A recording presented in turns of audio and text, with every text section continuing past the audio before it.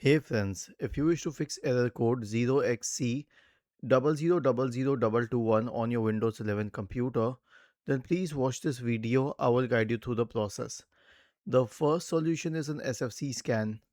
Search for command prompt in the Windows search bar and click on Run as Administrator.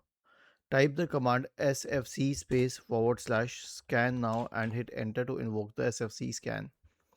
The next solution is a check disk scan, so search for command prompt in the Windows search bar. Click on Run as Administrator. Type the command chkdsk space forward slash r space forward slash f and hit enter. Then press Y and hit enter once again. The last solution is a system restore. Search for recovery in the Windows search bar and open recovery. Go to open system restore. Choose a different restore point. Next, choose a go to restore point. Next, finish, and then finally click on yes. Was this helpful? If yes, then please subscribe to the channel. If not, then let us know in the comment section of the video on how we could help you further. Thank you for watching this video and have a nice day.